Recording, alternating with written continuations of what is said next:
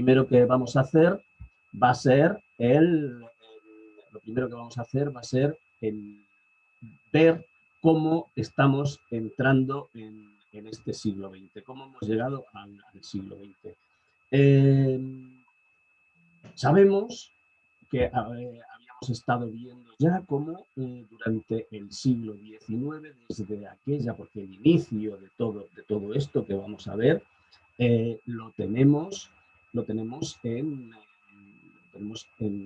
las revoluciones liberales que ocurren desde finales del XVIII y durante todo el siglo XIX. Es una evolución que se viene dando pues desde las 13 colonias que veíamos, desde la Guerra de Independencia de Estados Unidos, veíamos la Revolución Francesa en 1789, ese final del siglo XVIII y el inicio de una nueva forma de entender la sociedad en economía, en política, en la ideología, la cultura e incluso la ciencia, porque también a finales del XVIII se había dado ese cambio que decía, ese cambio tan importante que era el de la revolución industrial. La revolución industrial, aquella primera revolución industrial que había dado paso bueno, pues a la mejora técnica, a los avances en todo tipo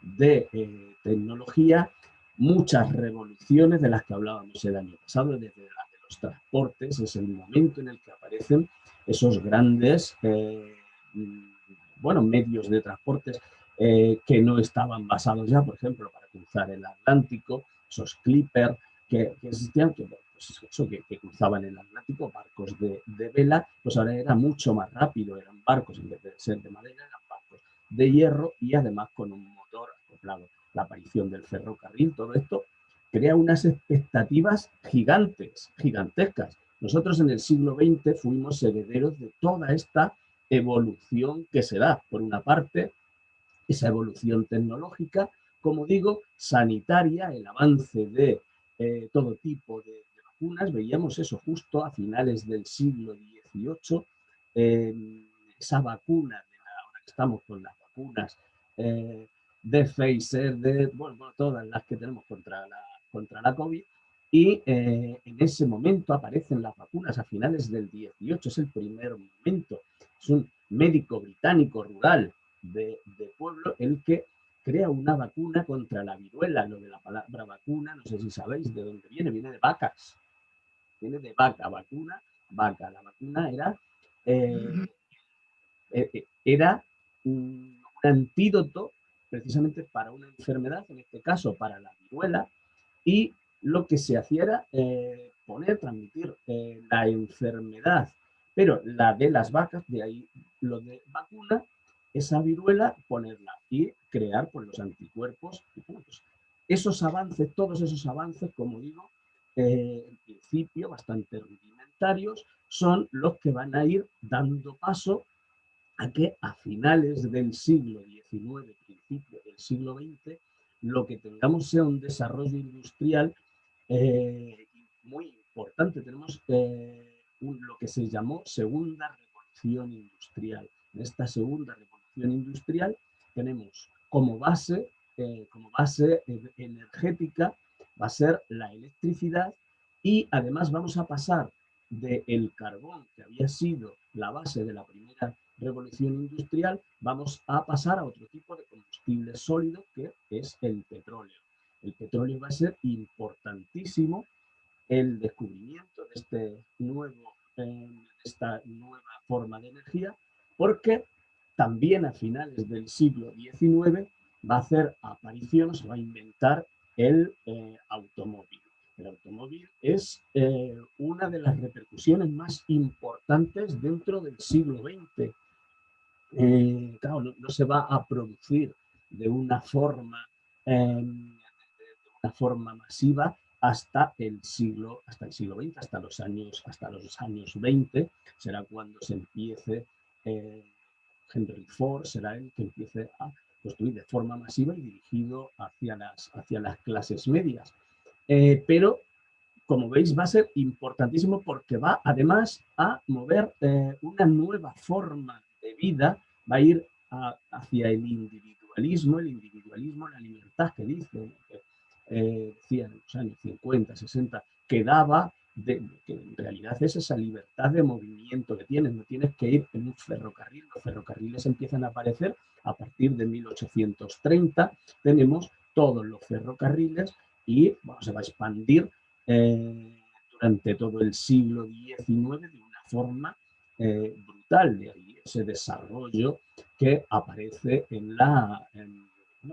que aparece dentro de esa revolución industrial, esa primera revolución industrial del hierro y el carbón, pues es cuando se van a construir miles y miles y miles y miles y miles de kilómetros en todo el mundo. Y bueno, va a llevar un desarrollo importantísimo del comercio. Previamente, pues los carreteros, que eran quienes hacían estas rutas, pues no podían llevar muchos pesos, no podían llevar muchos productos. A partir de ahora, imaginaos lo que es para el comercio la aparición de ese ferrocarril, lo que había sido. Bueno, esto estaba superado a finales del siglo XIX, aunque era importantísimo, porque va a aparecer, eso que os digo, el automóvil o ese aparato que hace que de forma individual, que fomenta el individualismo. Ya no es un transporte colectivo en el que voy con muchas personas, sino que ahora yo me puedo desplazar a donde me dé la gana. Va a desarrollar para el comercio la aparición de camiones, autobuses para transportes, todo esto que es lo que se va a desarrollar a lo largo del siglo XX. Entonces, para que nos hagamos una idea de lo que está ocurriendo en ese momento final del siglo XIX. Va a aparecer también, como comentaba, el teléfono. Importantísimo el desarrollo también de los medios de comunicación. Imaginaos ahora donde estamos, en estos momentos tenemos, pues, tenemos bueno, a través de Internet, pues tenemos, espera un momentito, porque alguien me dice, José Luis me dice que la reunión empieza el día 5 de febrero a la 1. ¿Qué tengo que hacer, Ana María? No, ese no es el correo, Ana María. Ese es de la semana pasada, el correo que había mandado.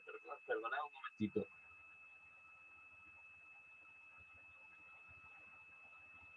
Perdonadme porque eso es el que he mandado.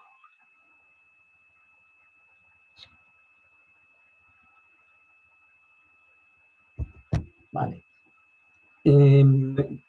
Digo, aparece el teléfono, se va a desarrollar el teléfono en los primeros años en España. Se crea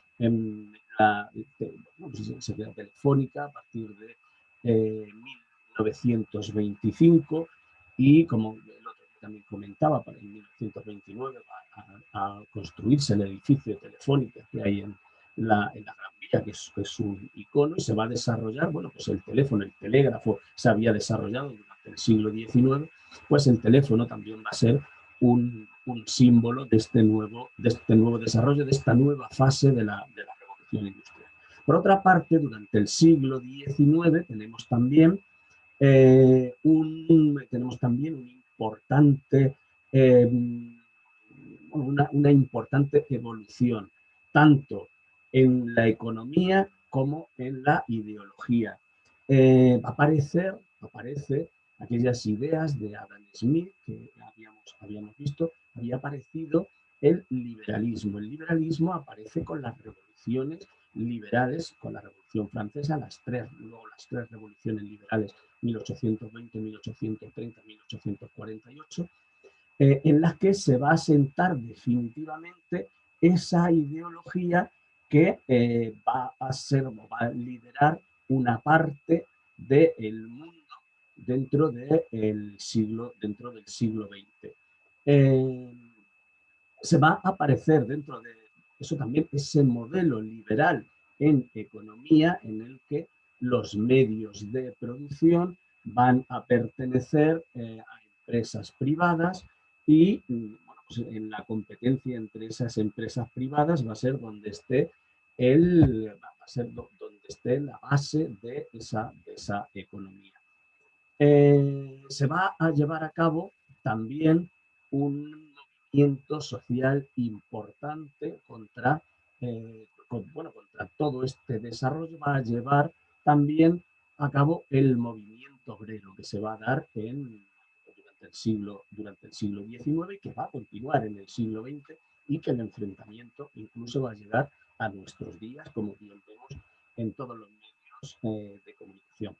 Pues en principio ese movimiento obrero que veíamos nada más nacer la revolución industrial a finales del 18, veíamos el año pasado, como ese primer, lo primero que había aparecido era el ludismo, esa palabreja que era la lucha contra las máquinas. Los obreros creían que el culpable de que ellos fueran al paro eran las máquinas. Habían pasado del artesanado, de los gremios, habían pasado a la nueva fábrica. Eh, ese era el incipiente movimiento obrero. Luego en el 25 las unions trans en Inglaterra van a aparecer. Es las primeras formas sindicales de defensa de los trabajadores van a ser esas. Y el cartismo, otro movimiento también importante.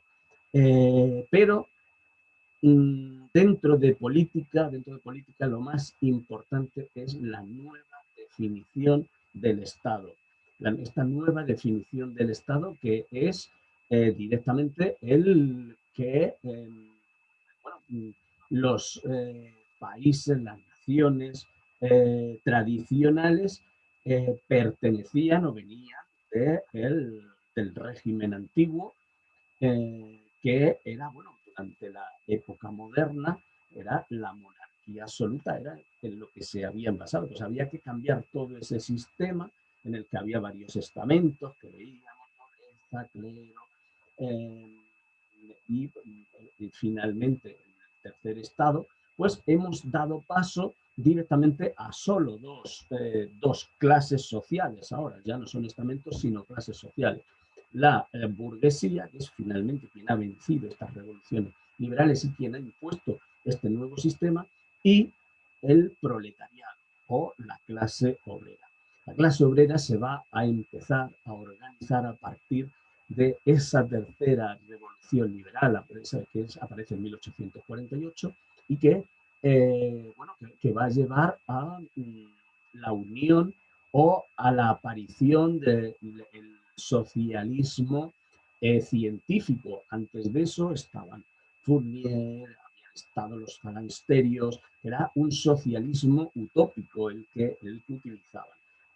Marx y Engels van a crear a partir de 1848 el manifiesto socialista, y a través de ahí se va a desarrollar toda una cultura o una ideología científica, evidentemente, en la que se van a basar, pues eso, el marxismo. Van a aparecer todas esas, lo que comentábamos el año pasado, primera y segunda internacional durante el siglo XIX. La tercera internacional será posterior a la Primera Guerra Mundial, que lo vamos a ver ahora, y va a ocurrir en 1921, y será la internacional socialista en la que entrarán los partidos comunistas. Es la aparición del comunismo. Habíamos visto, pues eso, la lucha primera entre los marxistas puros y los anarquistas en la primera internacional. En la segunda internacional veíamos cómo en la primera se había expulsado a los anarquistas, en la segunda internacional lo que van a hablar estas organizaciones obreras va a ser sobre la socialdemocracia emergente, y además que era tanto en el Reino Unido como en Alemania prioritaria, y los marxistas puros, esa lucha entre esas dos ideas. Estaba ya creada esa base, como digo, importantísima la parte en la que aparecen los nacionalismos. El nacionalismo no había existido previamente a las revoluciones industriales. Ahora normalmente nacionalismo tenemos tendencia a identificarlo con la derecha actual. Sin embargo, durante el siglo XIX, nacionalismo era siempre llevado a la izquierda. Siempre era algo que era reivindicativo porque había que reivindicar los nacionalismos de muchos países oprimidos. A ver, tenemos a Marta. Muchos nacionalismos que habían, bueno, emergentes que van a aparecer especialmente después de esta primera guerra mundial. El nacionalismo va a llevar, además, ya habíamos visto cómo en 1829-1830 aparece Grecia como país independiente, como Estado independiente. Va a aparecer en 1871 la unificación de Italia y de Alemania. Van a ser estos dos nuevos estados que va a haber en Europa y que van a ser tan importantes a partir de este momento. Ese nacionalismo va a llevar a algunos problemas importantes porque va a ser un nacionalismo excluyente, va a ser un nacionalismo exacerbado, en el que van a buscar precisamente apagar el fuego del resto de las naciones, pues para ser el país propio, el mejor, el más rico y el más desarrollado.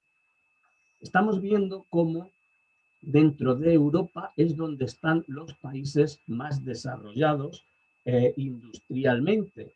Estos países que están industrializados son quienes van a llevar a cabo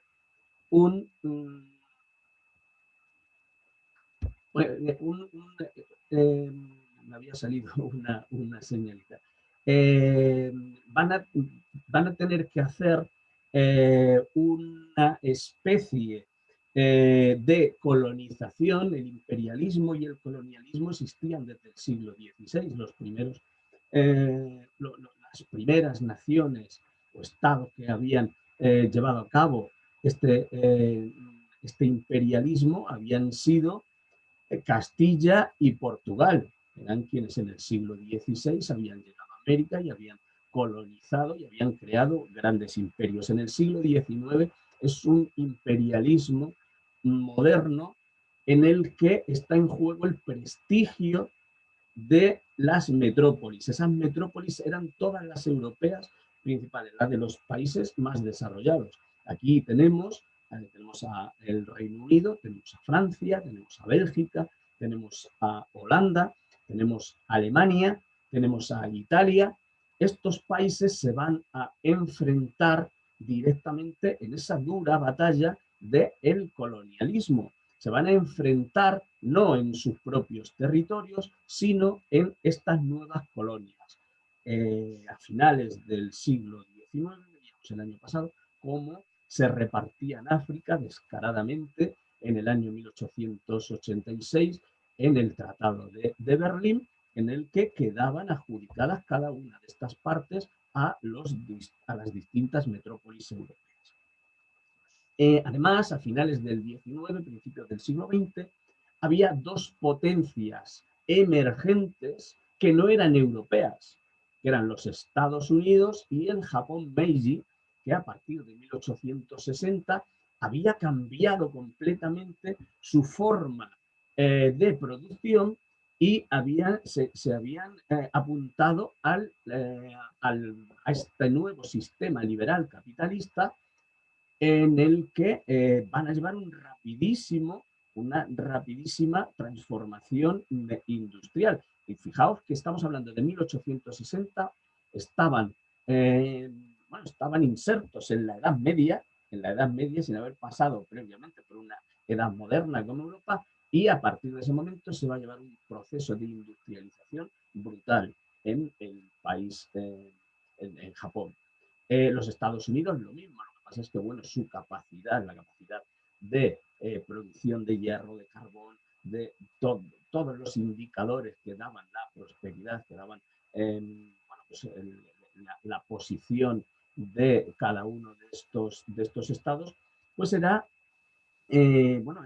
eso, estaba por debajo de Alemania, estaba por debajo de Gran Bretaña y más o menos como Francia, en esa producción y en ese desarrollo. Evidentemente, Gran Bretaña seguía siendo todavía líder absolutamente indiscutible, vamos, de la época victoriana, en la que tenía en todos los continentes, tenía colonias de todo tipo. Ya vimos que existían distintos tipos de colonialismo, desde el de poblamiento, sabemos que algunos de ellos son Australia, por ejemplo, que se les servían pues, como forma de migración, hasta los de explotación en las distintas modalidades de explotación, desde protectorados, todo lo que veíamos el año pasado. En cualquier caso, eso era lo que ocurría, ese poderío marítimo y ese imperio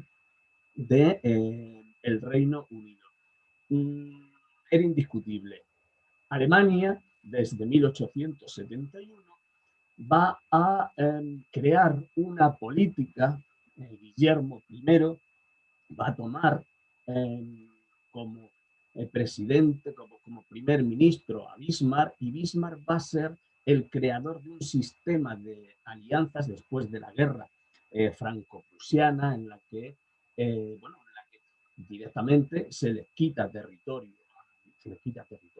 a Francia, Alsacia, Lorena. Todo esto va a quedar en el pensamiento, en la mente, en las personas, eso, de ese nacionalismo. O sea, me quitan parte de mi territorio, pues todo eso queda ahí, queda dentro de la cabeza, pues, de los franceses en este caso.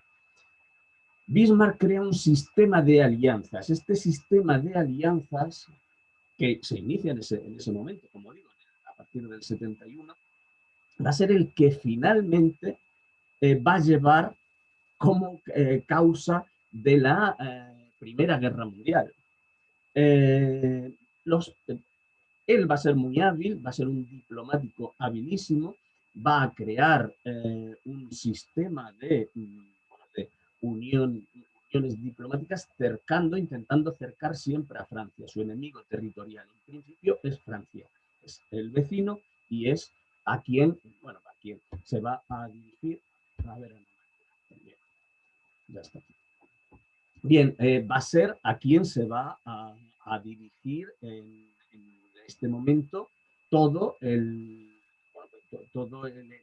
ese entramado político que tiene que tener con respecto a su crecimiento, al Por crecimiento fin. de la propia Alemania. Perdona un Madre mía. momento, Ana María, quita el micrófono, por favor, luego al final de la clase, si eso habla, ¿vale?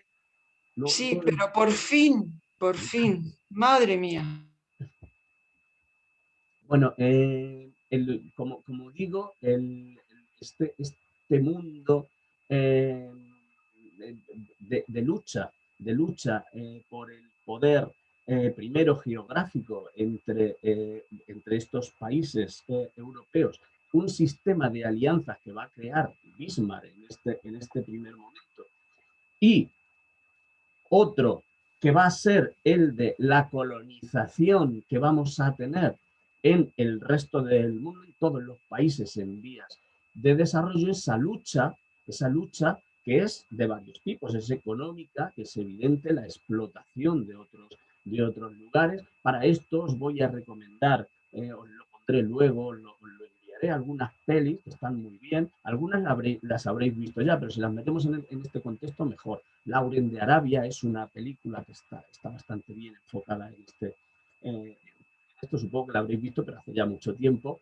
Os pondré el enlace, si acaso, para que lo veáis, para recordarla y meterlo dentro de este contexto que estamos señalando.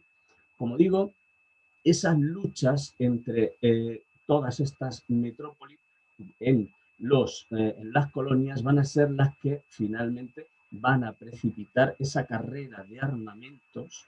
Es un gasto absolutamente desproporcionado desde principios del siglo, desde 1900, un gasto militar desproporcionado, y un crecimiento de los ejércitos, de los alistamientos en el ejército, absolutamente desproporcionado. Otra cosa que había aparecido también durante el siglo XIX, que era, bueno, eran los periódicos, era la forma básica de propagación de las noticias, pero las noticias pasadas por el filtro evidente de lo que era el pensamiento del poder.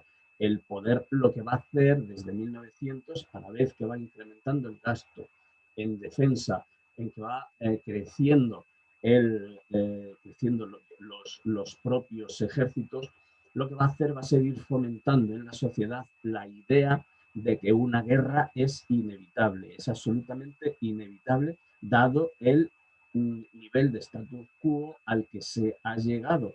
¿Qué estaba pasando? Pues en principio Alemania, con este nuevo poder, este crecimiento tan brutal que venía desarrollando desde 1870 hasta principios del siglo XX, una producción económica importantísima, un desarrollo de todo tipo de industria. Nos hemos pasado estas nuevas industrias que tenemos, especialmente las químicas, de todas las metalurgias, la construcción de barcos, va a empezar a preocupar a Gran Bretaña, que, como digo, era líder mundial, tenía esa hegemonía en los mares, y va a preocuparle bastante. Gran Bretaña tenía una norma no escrita, que era que su armada, tenía que ser superior a las dos potencias marítimas inmediatamente seguidas por ella. Si era Francia y Alemania, pues tenía que tener pues, más flota que las dos potencias juntas. Alemania vino a producir en sus astilleros una flota semejante a la británica, con lo cual esto les alertó muchísimo porque ponía en juego ese predominio que tenían en los mares y bueno, básicamente era su vida, ese colonialismo, ese imperialismo que tenía en todos los continentes, esa forma de dominación que tenía en todos los continentes. Con lo cual, Alemania va a empezar, además, a pretender conseguir lo que los británicos habían conseguido en siglos. Habían conseguido desde el Tratado de Utrecht, que veíamos ya hace mucho tiempo, esos beneficios a partir del comercio con América, más contra España, era en este caso claramente con quien se enfrentaba. Ahora España es una potencia de segundísima fila y quien entra en esa competencia es Alemania. Alemania pretende conseguir un imperio colonial semejante al británico y lo va a hacer de una forma agresiva.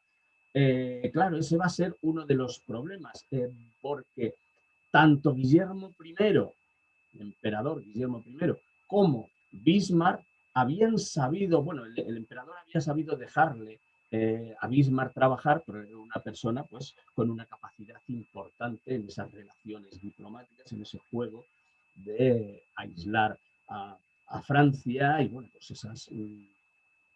ese sistema de alianzas que había llegado. Sin embargo, Guillermo II era, bueno, tenía muchas ansias imperiales y tenía muchas ganas de que su imperio, el imperio germano, se desarrollase de una forma, bueno, pues, en la que pudiese competir cuanto menos con el británico. Claro, esto llevó a esa carrera de armamentos una vez más, llevó a problemas importantes dentro de algunos puntos geográficos, por ejemplo, el norte de África, en la zona de Marruecos, la conferencia de Algeciras, se dará, precisamente para evitar ese conflicto, se dará a Francia y a España esa zona de protectorado. Luego, aparte de este colonialismo que venimos viendo, este crecimiento o desarrollo de lo que es la revolución industrial que se está dando.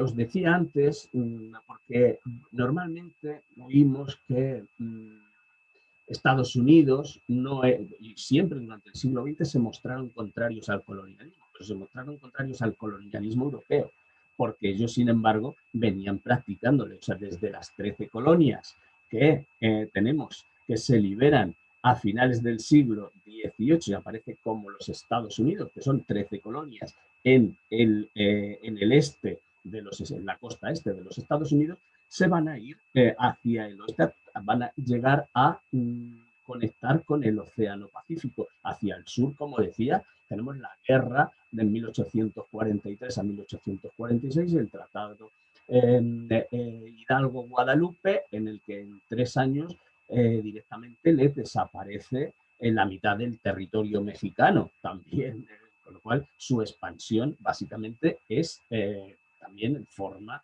bueno, pues de conquista colonial. Lo que pasa es que ellos en unos territorios indeterminados. Japón va a hacer lo mismo, va a hacer este desarrollo importantísimo también a partir del sudeste asiático, a iniciar esa conquista de China, además van a sorprender al mundo.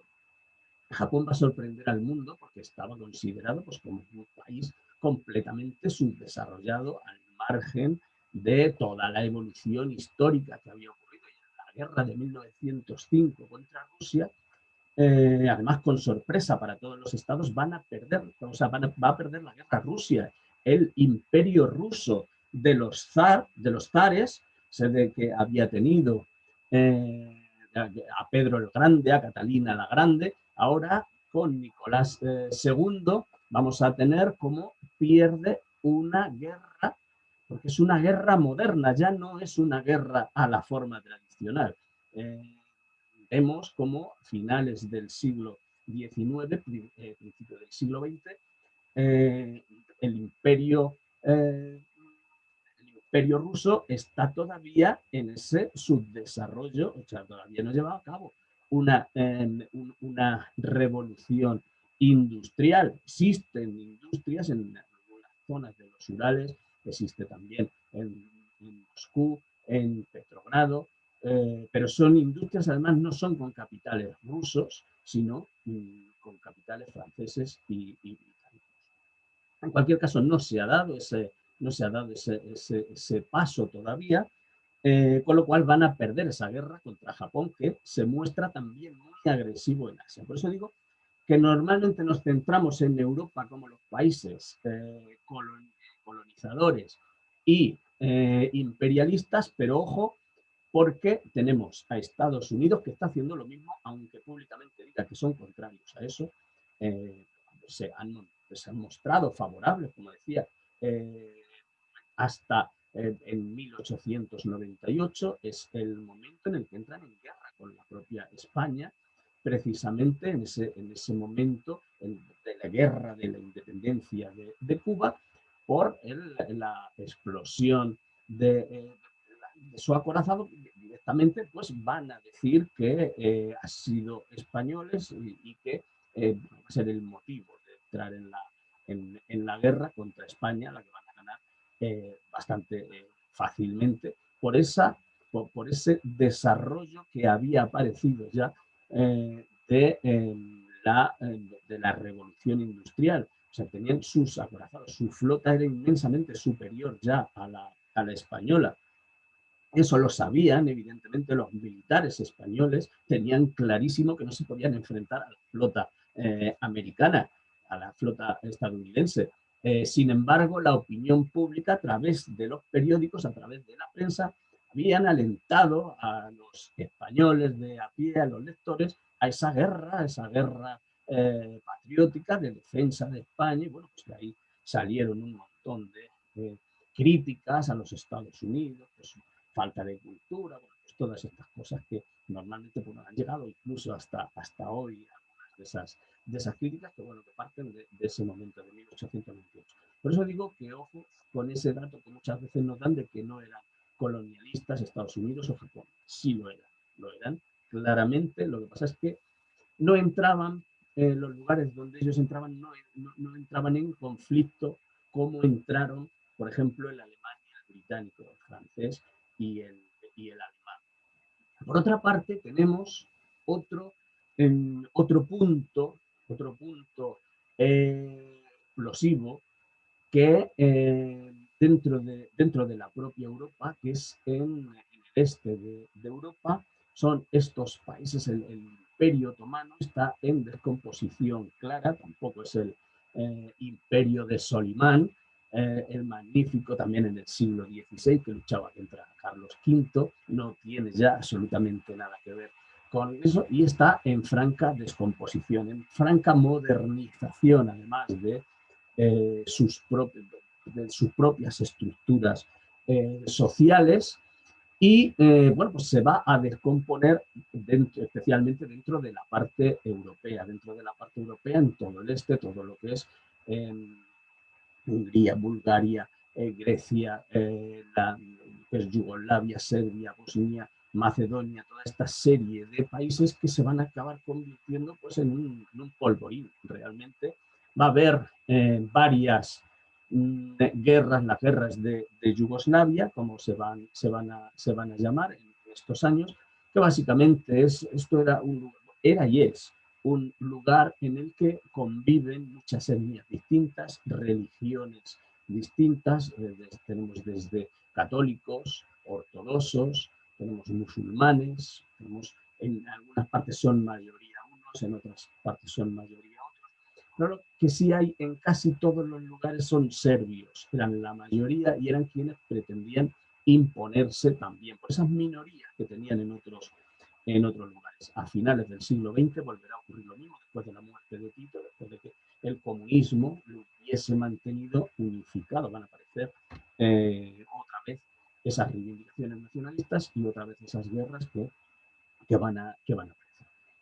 Ese era el polvorín y ese es el lugar, además, en el que se va a dar el detonante de la Primera Guerra Mundial. Ahí va a ser donde se va a producir el asesinato de Francisco Fernando de Sarajevo, el heredero al trono de Austria-Hungría. Voy a poner ahora una presentación para que veamos los mapas, porque tenemos un mapa muy distinto, que es el mapa anterior a la Primera Guerra Mundial, en el que tenemos, ahora pongo en la presentación, en el que tenemos varias potencias dominantes. Siempre en geoestrategia siempre se ha pensado, siempre habían creído que bueno, los expertos militares de relaciones internacionales, que la paz se consigue gracias a la fuerza, gracias al equilibrio de fuerzas entre los estados. Si yo tengo enfrente un estado que tiene la misma fuerza que yo, no nos vamos a pelear porque sabemos que nos vamos a hacer daño uno a otro. Ese era el pensamiento que existía. Unas veces hubo 2 potencias, otras veces 3 y otras 5 potencias. Ese equilibrio siempre habría que mantenerlo. Cuando se descompensaba una de esas potencias, quería estar por encima de las demás, quería adquirir más poder, es cuando aparecía una guerra. Esto era lo que estaba ocurriendo a principios del siglo XX.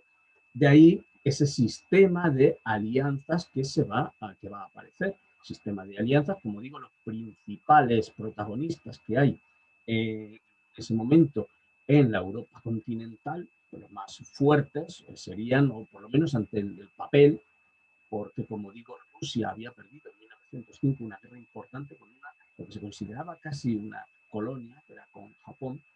Pues estaba Rusia, el imperio ruso, estaba también el imperio alemán, el imperio germánico, estaba el imperio austrohúngaro, estaba Francia y estaba el imperio británico. Eran las principales fuerzas que existían en ese momento en Europa. Estas potencias se van a ir aliando unas con otras por ese sistema que comentaba de fuerzas, otras menores, evidentemente. Serbia se va a unir por tratados menores a Rusia, como habíamos visto el otro día, comenté, en 1907 se va a fundar una alianza fundamental que era la Triple Entente Cordiale, de la que formaban parte Francia, Reino Unido y Rusia. Estos tres países principales van a firmar un acuerdo, un tratado. Esto es un éxito para Francia, ¿eh? No nos olvidemos, es un éxito para Francia porque Francia había estado aislada, o Alemania la había podido mantener aislada desde Bismarck, y Alemania, en cierto modo, había crecido su potencial, había crecido gracias a Francia y ese aislamiento que le había hecho a Francia. Eso crea dentro de los franceses también un sentimiento pues que hay que recuperar eso que le han quitado. Esta alianza primera que se va a formar va a llevar a que se forme también lo que es la triple alianza. La triple alianza, en principio, había sido Italia, había sido el imperio austrohúngaro,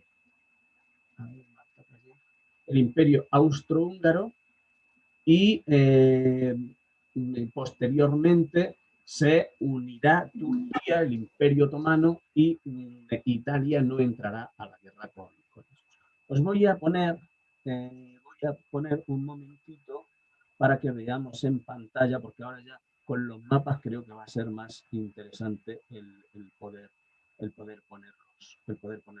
Un segundito, que voy a poner la presentación. Vamos a ver dónde tenemos esto. Desactivar.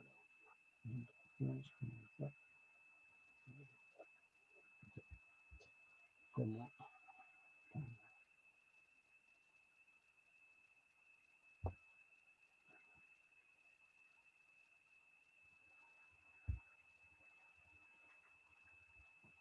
Perdóname un segundo, ¿vale? Que voy a poner la presentación.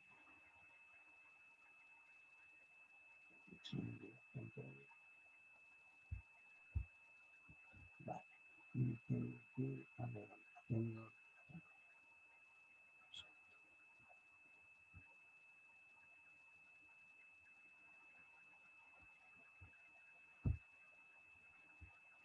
Vale.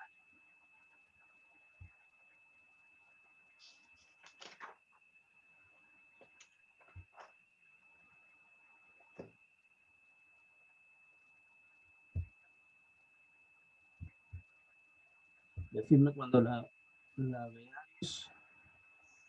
¿Se ve ahora? Hacerme un gesto o algo si no tenéis abierto. No, no se ve. Sí, perfecto. Sí, vale. sí.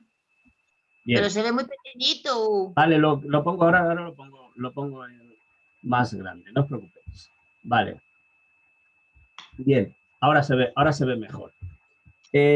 Vale, como decía, vamos a ir viendo ahora en el mapa, con la presentación, vamos a ir viendo todo esta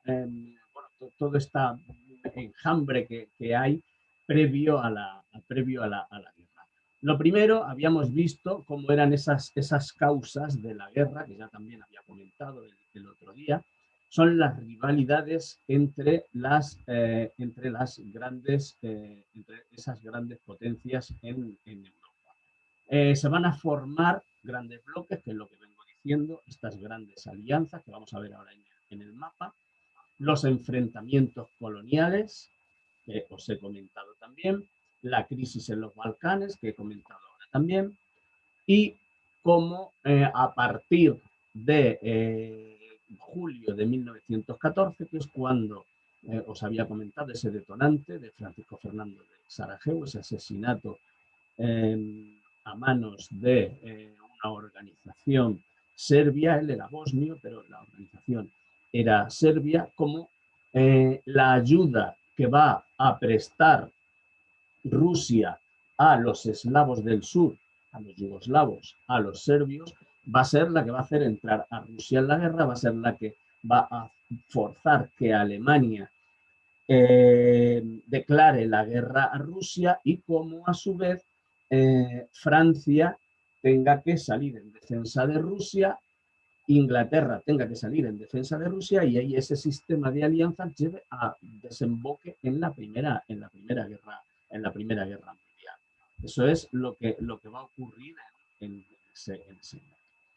Pues a principios del siglo XX, Europa, están esas crisis, esas tensiones que estamos viendo, se formaba ese clima de enfrentamiento, es lo que os venía diciendo, que en los periódicos, en la prensa, se llevaba a cabo ese nacionalismo exacerbado que hablaba de todas las cosas buenas que tenía mi propia nación, mi propio Estado, mi propia raza, mis propias tradiciones, todo esto se exaltaba y, sin embargo, se trataba de forma despectiva la historia de los demás, bueno, todo lo que fuese o tuviese que ver con las tradiciones o con la forma de ser, la forma de pensar o todo aquello que formaba parte del enemigo. Y esto se estaba dando en todos los lugares. Imaginaos la prensa diaria. Ahora mismo nosotros tenemos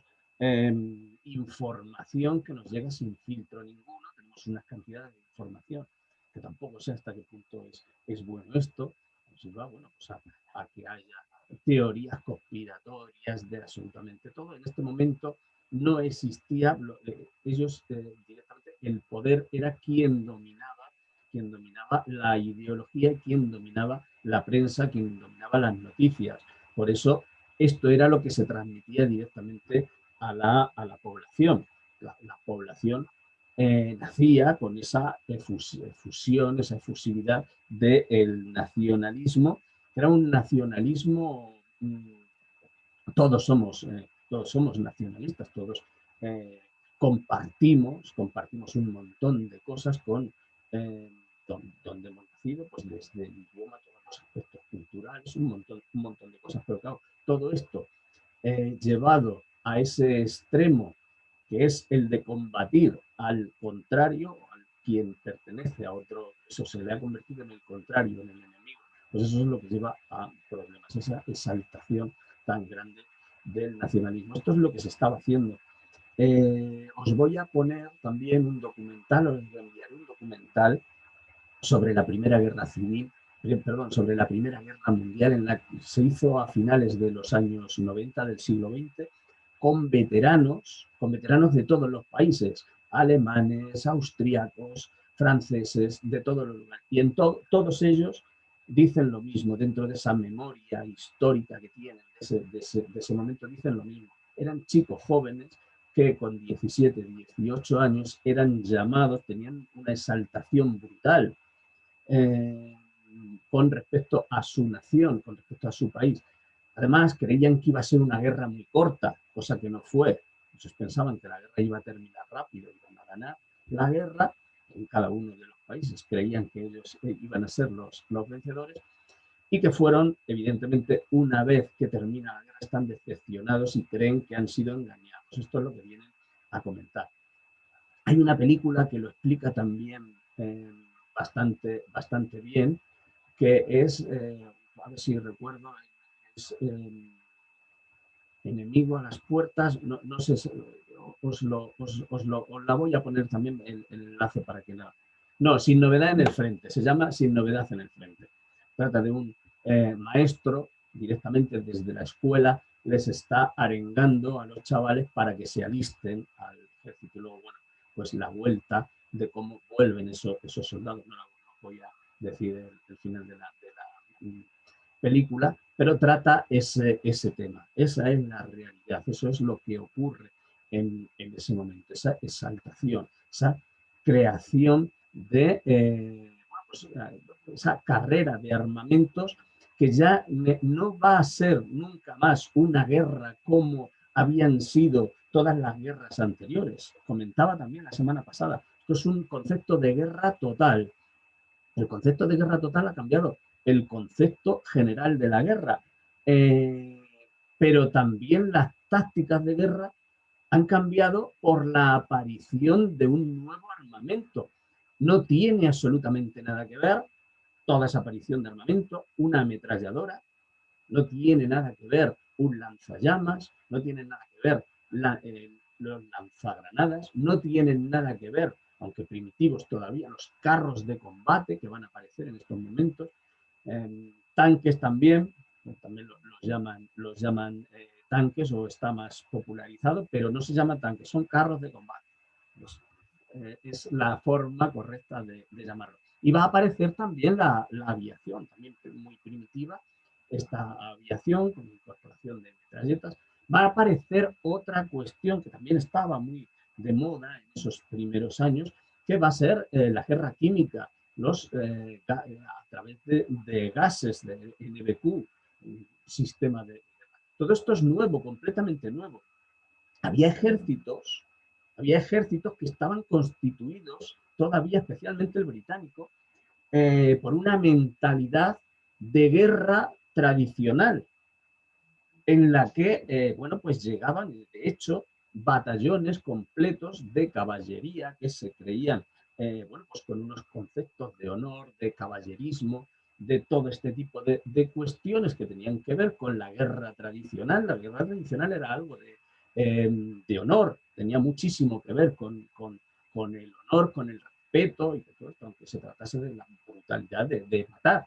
En definitiva era eso, pero seguían teniendo esos conceptos y que no se podía tampoco matar de cualquier forma. Había que ser en cuerpo a cuerpo, había que ser de una forma determinada, usando un armamento que ya había quedado atrás, ¿no? Evidentemente no se podía ir con un sable cuando te estaban disparando con una ametralladora. Pues esto ocurrió en los primeros momentos de la guerra. En septiembre había todavía batallones, como digo, británicos que se enfrentaban a la guerra contra Alemania y salían pues casi a pecho descubierto y, claro, directamente con las ametralladoras o con las granadas, lanzallamas, todo este tipo de nuevas armas, acababan con ellos. Decían que eso no era valiente, que eso no era honroso, que no era honorable. Bueno, no lo era, pero ahora ya este nuevo concepto no se trata de eso, se trata de destruir al enemigo. El desarrollo industrial, habíamos visto todas las cosas buenas que había traído, muchísimas, tecnología, en sanidad, en todos los aspectos, pero también, y en estos primeros años del siglo XX, se esforzaron en que todos estos medios se pusieran al servicio de la guerra. Es lo que veíamos. Se habían crecido los ejércitos en la misma Francia en el año antes del inicio de la guerra, en 1913, tenía 650.000 soldados alistados. Esto es una barbaridad en tiempos de paz. 800 y pico mil tenía el ejército alemán. O sea, era evidente que iba a haber un enfrentamiento militar. Era absolutamente evidente que iba a ocurrir esto. Claro, ¿cómo iba a ocurrir? Pues era a través de todas estas cuestiones que os vengo diciendo aquí en el día de hoy. Tenemos esas causas de la guerra, otra vez, las reivindicaciones, os acordáis que os había dicho antes, francesas, no solo las reivindicaciones de los territorios, porque eso está bien, pero hay una cosa que va más allá, es el orgullo, es el propio orgullo el que se ha tocado, los franceses que les han quitado territorios que les pertenecen. Alsacia y Roma y Lorena son ocupadas en el 1870 y además aparecen esas rivalidades coloniales que estoy diciendo en la zona de África. Los imperios austrohúngaro y el imperio ruso Rusia a través de los hermanos eslavos del sur, o sea, los yugoslavos, los serbios, pretenden tener o liderar esa parte que se ha descompuesto de lo que había dicho que era el Imperio Otomano y pretenden tener una salida al mar Mediterráneo. Rusia necesita esas salidas y necesita bueno, pues, para, para el comercio, de forma estratégica y de todo esto, con lo cual les interesa también esto, con lo cual los intereses dentro de Europa son importantes, fuera en las colonias también. Las rivalidades económicas de las que venía hablando también entre el Reino Unido y Alemania son de competitividad. Os había dicho al principio ese incremento que había aparecido, ese incremento de lo que era el, la producción industrial de Alemania, que estaba asustando al Reino Unido. Le estaba asustando la construcción en los astilleros de una armada próxima, cercana a esto. Y una cosa importantísima, si tengo un desarrollo industrial grande, necesito mercados grandes, porque mi propio mercado le tengo saturado, con lo cual necesito colonias. Esto en el Reino Unido lo tenían clarísimo porque tenían esas colonias para poder vender esos productos. Alemania necesitaba colocar esa producción dentro de esas colonias, porque ¿qué es lo que ha ocurrido además en estos momentos? Todos desde el principio, y Adam Smith era el primero, que hablaba del liberalismo y de libertad económica. Eso que ahora, bueno, pues, bueno, intentamos tratar con más naturalidad, aunque no lo hemos conseguido tampoco. Sin embargo, los estados, todos ellos eran proteccionistas y protegían, a principios del siglo XX, protegían a su propia economía, protegían a sus propias empresas. ¿Cómo lo hacían? Pues poniendo aranceles a todos los productos que viniesen del exterior. Claro, esto era un problema importante. Si tengo un crecimiento importante de la producción y ya tengo el mercado propio saturado, tengo que buscar nuevos mercados. ¿Cómo lo hacemos? Pues además de todas las causas que veíamos, ideológicas, económicas y tal, pues estaba esta, porque si no, pues llegamos a una crisis de producción. Llegamos a una crisis de producción porque no tenemos dónde colocar los productos, los precios bajan totalmente y, bueno, pues las empresas pues van directamente a la quiebra. Como decía, Alemania va a convertir su flota en la segunda flota más importante del mundo. Según empiece la Primera Guerra Mundial, además, se va a convertir en algo muy peligroso esta gran armada que está construyendo Alemania, porque van a desarrollar nuevo también descubrimiento que va a entrar dentro de la propia guerra. Van a ser muchos también dentro de lo que es la guerra naval. La batalla de Jutlandia va a ser la más importante batalla naval que habrá durante la Primera Guerra Mundial. Tenemos como estos este nuevo invento que es el del submarino va a poner en peligro, evidentemente, el comercio internacional que va a haber en todos los mares, porque los submarinos alemanes van a bombardear directamente a todos los barcos que se encuentren navegando en cualquier agua, especialmente las del Atlántico y el Pacífico. Esto va a ser, además, el detonante de la entrada en la guerra de los Estados Unidos, que a la larga va a ser contraproducente para la propia Alemania. Van a destruir algunos barcos, como el Lusitania, y bueno, algunos otros, en los que, bueno, en principio, Estados Unidos y los aliados decían que era para que no podían ir en contra del comercio y el transporte de personas de un lugar a otro, y sin embargo los alemanes, Alemania, decía que eso estaba muy bien, pero que lo que se estaba vendiendo a Europa era armamento. Con lo cual, si lo que vendían era armamento y traían armamento para luchar con sus propias tropas, ellos tenían derecho a destruir estos barcos. En Lusitania se ha demostrado que venía cargado de armamento muchos años después, aunque ellos siempre defendieron que no, pero llevaba razón Alemania. A la larga, como digo, se ha descubierto que sí que venía armamento y que aprovechaban, bueno, pues otro tipo de comercio y también venían muchas armas para el enemigo.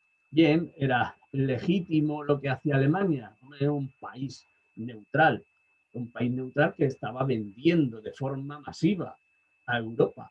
Todo, ¿por qué? Porque todas las industrias se ponen, desde el inicio de la guerra, se ponen al servicio de la guerra, no al servicio de época de paz, que uno va a fabricar material de oficina, otro va a hacer muebles, otro va a hacer otro tipo de cosas que se utilizan en época de paz, sino que toda la industria se va a dirigir a construir cosas necesarias para la guerra.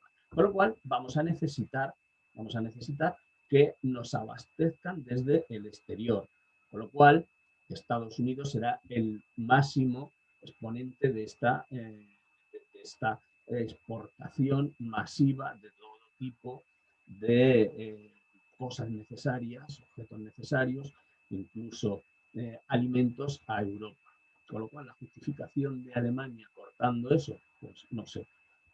En este concepto de guerra total, que digo que ha aparecido, que vale todo, pues, bueno, pues parecía que estaba dentro de esa lógica.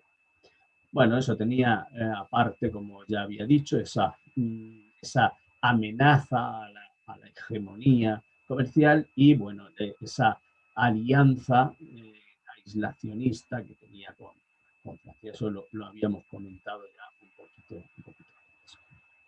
Aquí tenemos los países, para que veamos en el mapa más o menos cómo van a aparecer. Tenemos en la parte de la derecha, en el mapa de la derecha, como Polonia está ocupada previamente a la guerra, está ocupada tanto por Rusia como por Austria, Hungría y Alemania. Está completamente ocupada. El nacionalismo polaco existe y Austria-Hungría le da más alas a ese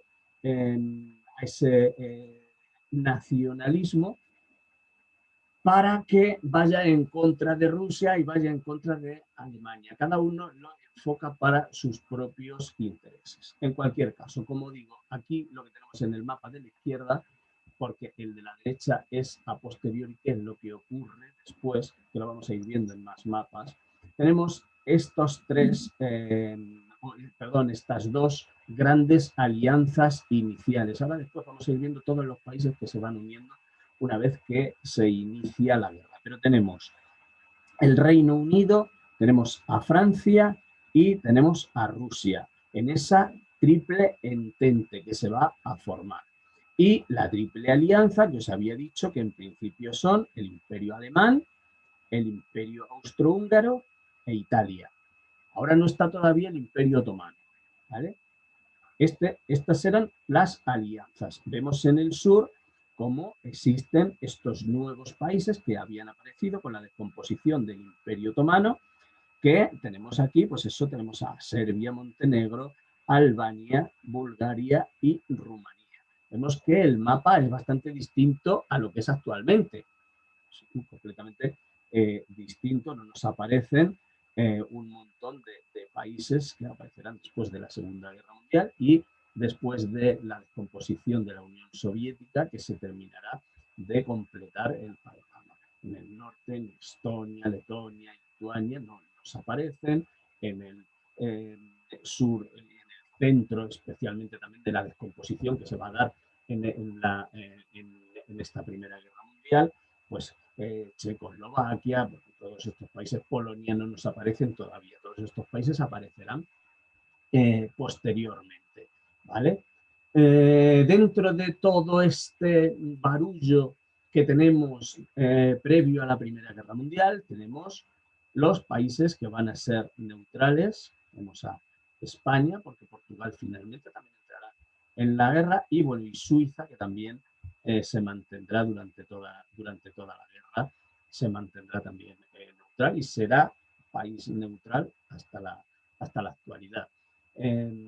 Bueno, no sé si alguno conoce un poco cómo funciona en Suiza. No tienen ejército, pero sí le tiene, porque se presta un servicio militar, aunque sea por meses, es una cosa, bueno, tengo un amigo que vive allí, que había hecho ese servicio militar un mes, tiene el propio armamento en casa, es una cosa un poco extraña. Pero bueno, teóricamente no tienen un ejército y desde luego son neutrales a cualquier parte o a cualquier enfrentamiento que exista. Las rivalidades entre grandes potencias, formación de grandes bloques, carrera de armamentos, es lo que estamos viendo, enfrentamientos coloniales, la crisis de los Balcanes, esto nos lo tenemos que aprender muy bien porque es básicamente las causas que llevan al enfrentamiento. Y la marcha hacia la guerra, que es en julio, que es cuando se produce ese asesinato de Francisco Fernando de Sarajevo. A partir de 1907, os había dicho antes, es cuando estos dos grandes bloques bueno, se enfrentan ya de una forma agresiva, de una política ya sin contemplaciones, ya no hay la más mínima diplomacia, no existe ninguna forma de acercamiento entre ellos y, como digo, los ejércitos empiezan a crecer y la fabricación militar es absolutamente importante. Bien, tenemos la Triple Alianza, habíamos visto, 3 países, Alemania, Austria-Hungría e Italia. De carácter defensivo, el objetivo seguía siendo el mismo que durante el siglo XIX, que era desde Bismarck, que era el aislar a Francia. O sea, el que Alemania tuviera mayor predominio a costa de Francia y defender el flanco sur de Austria en los Balcanes. Esto, la política de Serbia de querer adquirir más territorios era parada directamente era amparada por Rusia, que le defendía y que le tenía tanto al norte como al sur a Austria. Bueno, luego vamos a ver cómo precisamente Italia se va a salir de esta triple alianza y por eso no va a entrar en la guerra, no va a entrar en la guerra en un primer momento, luego sí que entrará, pero entrará con la triple entente. Y lo hará por los problemas territoriales que tiene aquí con Austria-Hungría, por obtener beneficios territoriales en el norte de Italia a costa del imperio austriaco que se va a descomponer al perderla. El otro gran bloque es la triple entente, que la forman, como vengo diciendo, Francia, Reino Unido y Rusia. Este sistema de alianzas, bueno, pues se va a llamar la triple entente cordiale. Es como se va a llamar. Y así va a llegar hasta la guerra. El sistema de alianzas provoca la carrera de armamentos. Como digo, aquí tenéis un gráfico de los gastos militares que se van a dar. Fijaos cómo el de Alemania crece de una forma absolutamente espectacular entre 1905 y 1914, el gasto, pero en todas las grandes naciones europeas va a ocurrir este gasto porque en todas saben, como os vengo diciendo, que la guerra es inevitable, pero es inevitable porque la desean todos, porque la quieren, o sea, quieren ir a la guerra porque quieren que sus propios países queden por encima del resto, quieren romper ese equilibrio que os comentaba que existía, quieren romperle en su propio beneficio, no les parece bien ese equilibrio. Quizás quien menos intención de ir a esa guerra tenía era Gran Bretaña, que era quien tenía el predominio en ese momento, con lo cual es quien más tiene que perder y menos que ganar. Pero el resto de naciones estaban en esa paz armada que es la que inevitablemente iba a desembocar en una guerra. Los ejércitos, como digo, empezaron a crecer de forma absolutamente desorbitada. Llegaron a doblar sus efectivos tanto en mar como en tierra. Las mejoras de la tecnología, todos los armamentos, las nuevas armas que os he comentado, tienen una capacidad para matar infinitamente mayor que cualquier otra cosa que se hubiese conocido en la historia. Nosotros ahora pues, vemos películas medievales, películas de la antigua Roma y vemos esa brutalidad. La serie está de Vikingos, que está fenomenal, si la habéis visto. Bueno, se ven unas barbaridades, pero en realidad el número de muertos es muy limitado y además solo es en ese frente de batalla. Ahora, estos avances tecnológicos nos hacen tener una capacidad mayor de destrucción y no solo de destruir a los enemigos en el frente, sino también en la retaguardia. Y si se destroza un hospital con, con bombardeo aéreo o con lanzagranadas o con lo que sea, pues es mejor que, pues de ahí lo que os decía también, perdonad, de esa Alemania hundiendo barcos comerciales en el Atlántico, precisamente por eso, porque era abastecimiento necesario para la alimentación. Si fallaba la alimentación, pues aparecían epidemias, aparecía todo este tipo de cosas, pues que llevaba a debilitar al enemigo. Evidentemente, esas nuevas tácticas de guerra que no son tan honorables como las que venían siendo anteriormente. De ahí, o sea, eso es lo que comentaba también el otro día, que comentaremos más detalladamente más adelante, cuando termine la evolución de la Primera Guerra Mundial. Vemos cómo esto va a llevar a esa barbaridad que comentaba. Son 10 millones de muertos en enfrentamientos, o sea, de militares, de soldados muertos en los campos de batalla. Vamos a ver, el próximo día veremos la evolución, cómo esas grandes batallas, las del Somme, las de Verdún, cómo son batallas espectaculares en las que llega a morir. O sea, imaginaos, llegaremos, lo explicaré el próximo día esto, cómo puede haber una batalla, una sola batalla en la que mueran 1.000.000 de personas. 1.000.000 de personas. En la Segunda Guerra Mundial lo vamos a superar, ¿eh? Pero imaginaos lo que es 1.000.000 de personas nada más que en una batalla.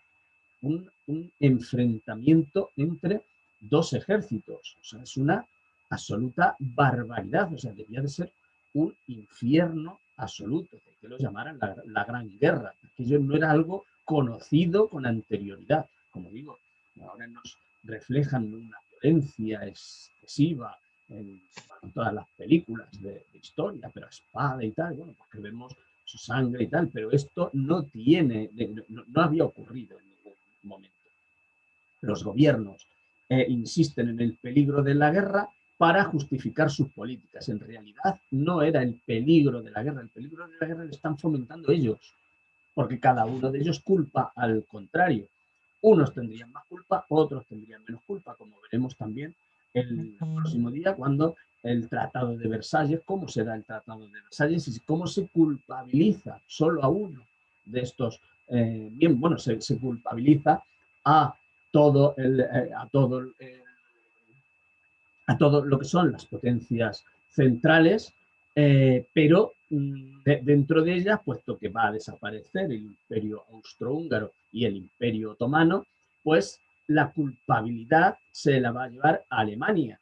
Alemania se va a ser, además, como el origen, la semilla que se va a plantar para que se lleve a cabo durante casi 2 décadas después se llegue a la segunda Guerra Mundial. De ahí esas campañas que digo de propaganda de exaltación bélica, que es la que os digo, acordaos de esto para cuando veáis, cuando os pase el vídeo y veáis a todos esos excombatientes así con el pecho lleno de medallas de la guerra, todo lo que van a decir esos excombatientes sobre la guerra. Causó inquietud en la opinión pública, dice, contraria al enfrentamiento bélico. No, esto causó la exaltación en la mayoría de los pueblos. Existió, eso sí, por parte de las asociaciones obreras, asociaciones de trabajadores, sí que llamaban o decían una cosa, eran los únicos que eran contrarios a esta guerra, a esta locura colectiva que se estaba dando en todas las naciones. Ellos decían que ir a la guerra por el nacionalismo era ir a luchar en contra de lo que ellos llamaban hermanos proletarios. Ellos creían que el proletariado de todo el mundo era exactamente igual y no tenían por qué luchar los proletarios o la clase trabajadora francesa contra los alemanes ni contra los ingleses. Esos eran sus verdaderos amigos, sus verdaderos aliados. Y la burguesía serían los contrarios. O sea, sería la única, la única contestación, los únicos contestatarios a lo que era la guerra. ¿Vale? Tenemos, os había dicho, había aparecido desde 1885-86, había aparecido esa conferencia de Berlín en la que se había repartido África y cómo Alemania no estaba satisfecha con el reparto que se había hecho, ellos querían más, y como Guillermo II no era como Guillermo I, era mucho más ambicioso y no disponía, además de un primer ministro como Bismarck, para organizar ese sistema. De ahí el que, bueno, llegase a ese desembarco en Tánger, intentando favorecer al sultán, pero no exactamente eso. Lo que pretendían era ser ellos quienes tuviesen esa colonia. Finalmente, os había comentado antes cómo se da en 1906 en Algeciras, en esa conferencia de Algeciras, se da el protectorado a Francia y a España. Ojo con este protectorado que se le da a España. España es un país que ha dejado de ser un país colonial en 1898 con la pérdida de sus últimas colonias, las principales, Cuba, Puerto Rico y Filipinas. Con esta pérdida colonial que ha tenido en el 98, ha desaparecido todas las colonias. Fijaos, había sido el imperio más grande que había habido en el siglo XVI y en el siglo XVII. Sin embargo, había pasado a ser completamente marginal, tanto en esto como en el desarrollo industrial. El desarrollo industrial en España se va a llevar a cabo mucho de una forma muy importante, aprovechando la neutralidad que va a haber en la guerra desde 1914 a 1918. La industria española se va a desarrollar realmente. Todo lo que no había desarrollado durante todo el siglo XIX, lo que le había correspondido, lo va a recuperar en buena parte en este momento, precisamente por lo que os comentaba antes. Si Estados Unidos había incrementado sus ventas y sus exportaciones a los países en conflicto porque estaban dedicados a la guerra, España va a ocurrir lo mismo, en su modesta forma. Pero bueno, la economía va a resurgir con fuerza en ese periodo y las empresas van a vender todo tipo de productos necesarios, alimentación, a estos países en guerra, con lo cual va a subir bastante. Esto nos va a traer también muchos problemas, ya lo veremos en su momento cuando lleguemos a la parte de España. En cualquier caso, el detalle que os quería comentar es este. Los problemas que va a traer. Fijaos que parece una cosa insignificante. Los problemas que va a traer a nuestro país esta conferencia de Algeciras, en la que se nos va a dar el protectorado de Marruecos compartido con Francia, va a llevar a cabo la creación de lo que llamaron en la Guerra Civil Española en el 36, los africanistas, militares africanistas. Los militares africanistas aparecen en este momento, son los favorables a la expansión en Marruecos y esas guerras que van a aparecer en Marruecos, que va a llevar a la derrota anual en el 21, y bueno, pues todos esos militares que se van a formar aquí en esta colonia, en este protectorado de para que lo tengamos solo en cuenta, para eso de dónde viene, de este preciso momento, es de dónde viene todo esto que tiene que ver con el norte de África. Otra crisis es la crisis de Agadir en el 1911, la ayuda militar al sultán marroquí y Alemania envía al acorazado Panzer. La cesión de una parte del Congo francés a alemanes será como finalmente se tenga que resolver, y el reconocimiento final de este protectorado marroquí.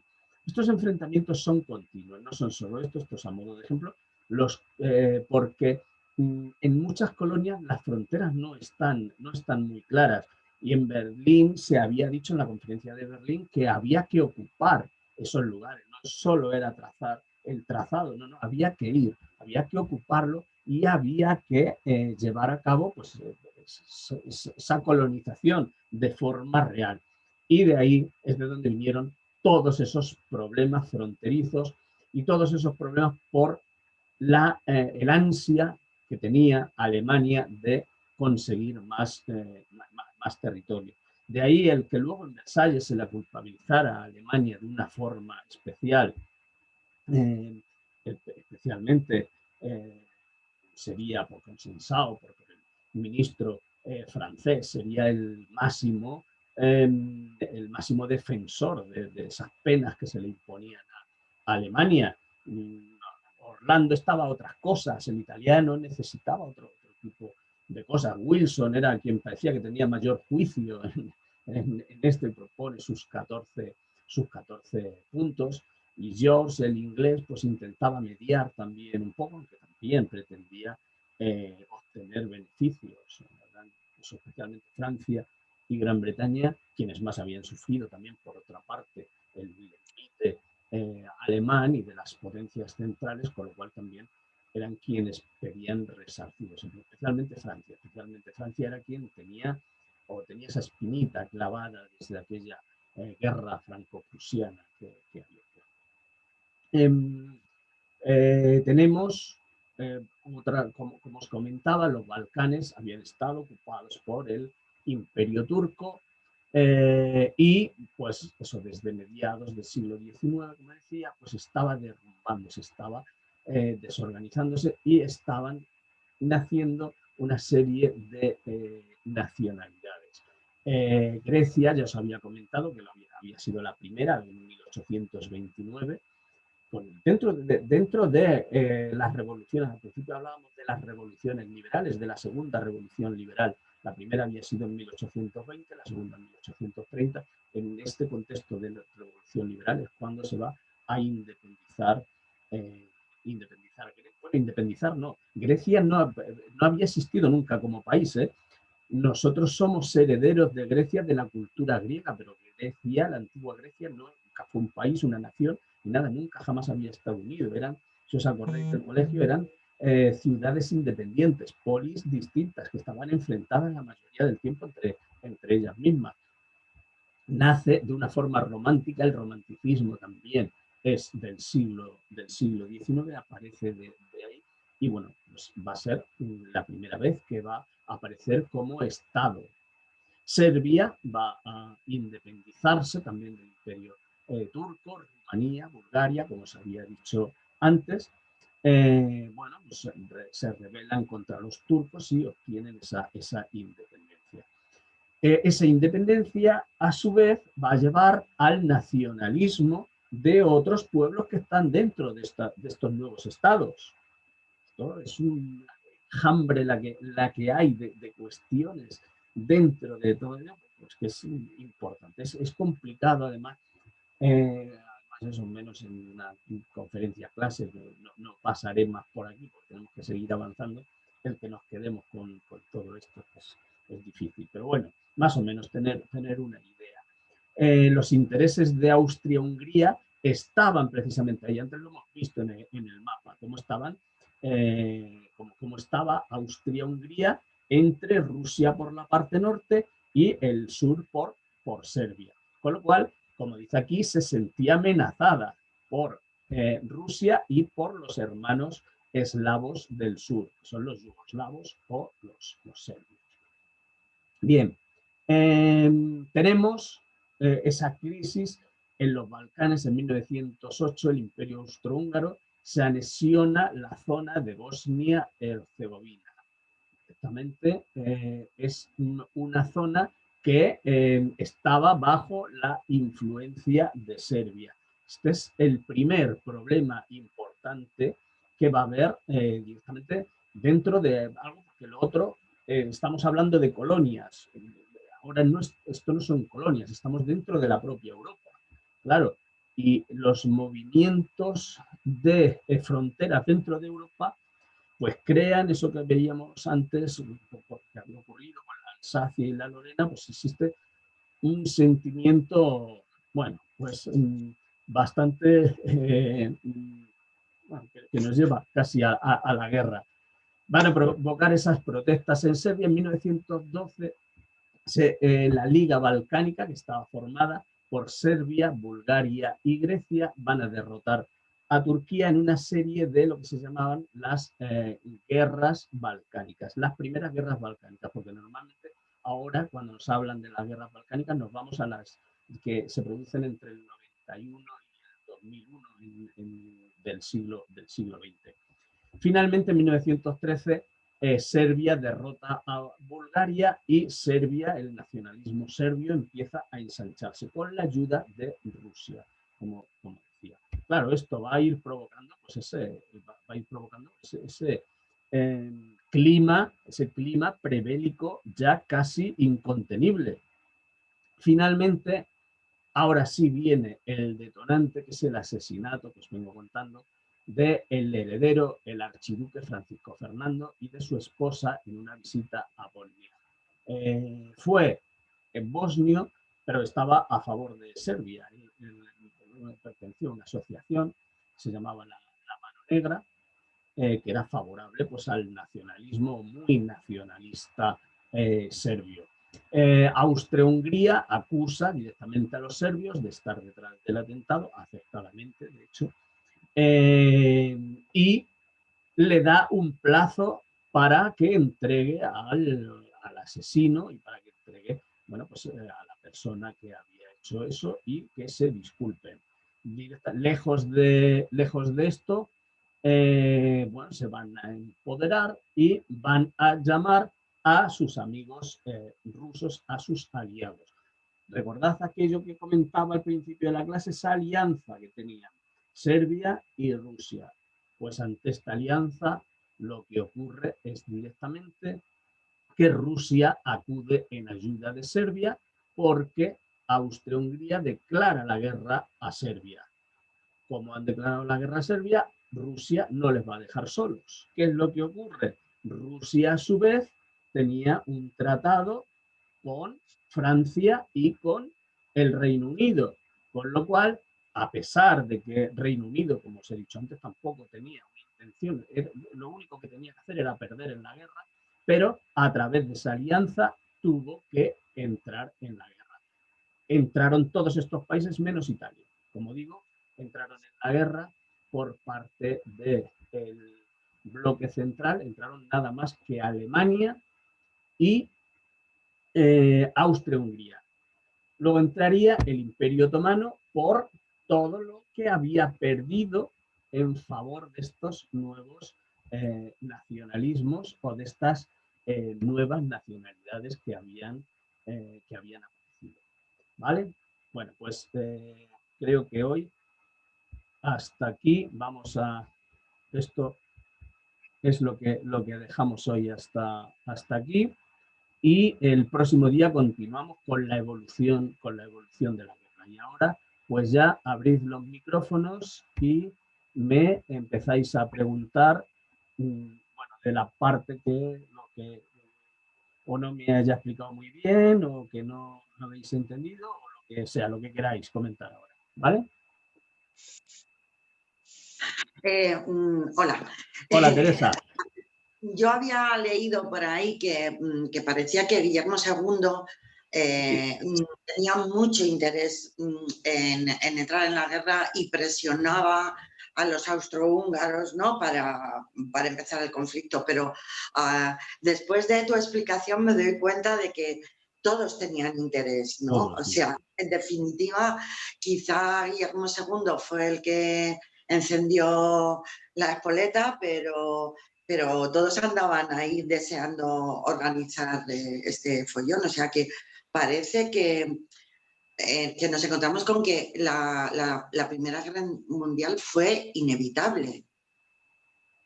Sí, Teresa, fue inevitable porque, como había dicho al principio, era un deseo común de las principales potencias de ser hegemónicas, o sea, de estar por delante de las demás, de ser... es un efecto, además, por muchas partes. Una de ellas, como decía, era la económica.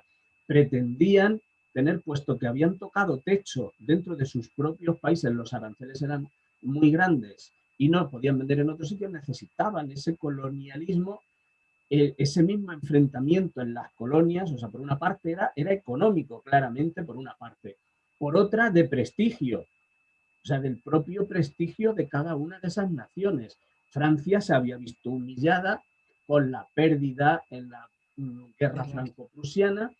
Alemania quería demostrar al mundo ese nuevo poderío que tenía, que había conseguido desde su unificación hasta ese desarrollo industrial tan vital que había llevado a cabo en esos últimos años del siglo XIX y primeros del siglo XX, y quería constatarlo además sobre el tablero político y también en la parte económica, evidentemente. Por otra parte, estaba todos esos países nuevos, esas naciones que habían aparecido en el este, por la terminación del Imperio Otomano, las ansias también de poder, efectivamente, eso de Guillermo II, evidentemente territoriales, pero con respecto a Francia y con respecto a las colonias, sí, eran todos. Como digo, quizás quien menos tenía que ganar, bueno, no, seguro, era el Reino Unido. El Reino Unido tenía era quien estaba arriba de esto, con lo cual lo único que podía era perder. Es lo que ocurría. Rusia lo mismo, tenía sus intereses en el sur con los eslavos, de ahí nace la guerra, porque tenía ese interés de salida al mar por el Mediterráneo. Oye, os quiero preguntar una cosa. He tenido que cambiar de cosa porque mi tablet se ha quedado sin batería y me he puesto en el móvil. Yo os ¿Vale? escucho muy bien y os veo, pero yo, sin embargo, no me veo a mí porque resulta que la parte de la fotografía o lo que sea Está por no me da a detrás. mí, me da del otro lado. Está por ¿Cómo es detrás, que sí. cómo puedo yo Pues hacer eso? en la pantalla se supone que debe de haber como unas flechitas para dar para autofoto o algo así. En la misma pantalla, en la parte derecha abajo. Ahí debe de Pues, estar. En mi móvil está ahí. No sé, en el tuyo. pues No, no sé. No, hay levantar la mano, hay muchas cosas, pero chat, no, pero claro, eso es que no es ahí. Claro, es en foto, cuando das a la parte de foto. Bueno, ahora ya no, ya vale, vale, pues no importa ya, tampoco. El lo próximo siento. día ya estarás con la tablet, ¿no? Bueno, ¿alguna Sí. cuestión más sobre lo que hemos estado viendo, las causas? No te oímos, Consuelo. Veo que estás hablando, pero yo por lo menos no te oigo. Sí, pero tienes abierto el micro, pero no te oigo.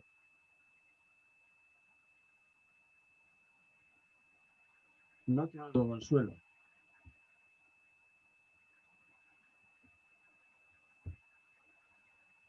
Si quieres ponerlo en el chat. A ver, ahora es que te lo has quitado. Consuelo. Ahora.